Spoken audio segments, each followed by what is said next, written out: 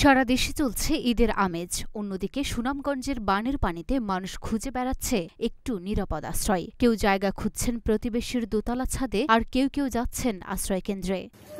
আমরা তো বর্তমানে আর আপনাদের বিল্ডিং এর সিঁড়ির নিচে উঠছি। পানি বাড়ছে, আমরা রীতিমতো আতঙ্কিত। কারণটা হচ্ছে আমাদের 22-এর যে ভয়াবহ স্মৃতি, সেটা আমরা ভুলতে পারছি না। পাহাড়ি ঢল নামছে, এদিকে বৃষ্টি বাড়ছে, আমাদের যে আশপাশে বাড়িঘর প্রায় সবার বাড়িতেই পানি উঠেছে। 2022 সালের কথা আজকে আমরা এই দিনটা মনে করে দেয়।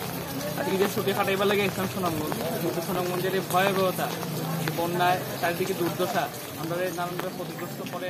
কথা ছিল সবাই একসাথে কোরবানি দেয়ার, কিন্তু সোমবার ভোর রাতেই পানি প্রবেশ করে শহরতলির বড়পাড়া, নতুনপাড়া, বাঁধনপাড়া, মরাটিলা, শান্তিবাগ, কাজীর পয়েন্ট, উত্তর আরপিন নগর, সাহেববাড়ি ঘাট সহ বিভিন্ন এলাকায়। আজ মঙ্গলবার ঈদের দ্বিতীয় দিনেও কোরবানি দিতে পারেনি অনেকে।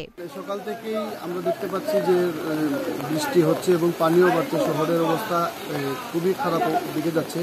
তো সবার কাছে দোয়া চাই যে আমাদের সুনামগঞ্জবাসী যেন 2022 যেন আমরা না দেখি।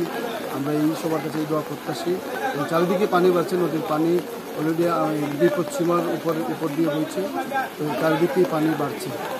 টানা বৃষ্টিপাত ও পাহাড়ি ঢলে সুনামগঞ্জের সব নদ নদীর পানি বৃদ্ধি পেয়েছে। অনেক পয়েন্টে নদীর পানি বিপদসীমা অতিক্রম করেছে। জেলা শহর সহ মধ্যনগর, তাহিরপুর, দোয়ারা বাজার, ছাতকের স্থানীয় সড়ক তলিয়ে গেছে। অনেক জায়গা ভাঙতে শুরু করেছে। প্রায় শতাধিক গ্রামের মানুষ পানি বন্দী হয়ে পড়েছে। পানি উন্নয়ন বোর্ডের তথ্য মতে সুনামগঞ্জে সুরমা নদীর পানি বিপদসীমার 48 সেন্টিমিটার উপর দিয়ে প্রবাহিত হচ্ছে।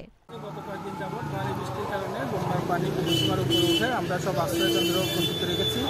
আমাদের যে জেলা দুর্যোগ ব্যবস্থাপনা কমিটির জরুরি সভা হয়েছে, এখানে টোটাল 516টা, সারা জেলায় 516টি বন্যা আশ্রয় কেন্দ্র আমরা প্রস্তুত রাখার সিদ্ধান্ত গ্রহণ করেছি এবং সবগুলো খুলে দেওয়া হয়েছে। যাদের প্রয়োজন তারা বন্যা আশ্রয় কেন্দ্রে আশ্রয় নিচ্ছে। যারা আশ্রয় নিচ্ছে তাদেরকে আমরা প্রয়োজনীয় ত্রাণ সামগ্রী সরবরাহ করছি। Luna Afroz, Dhaka post.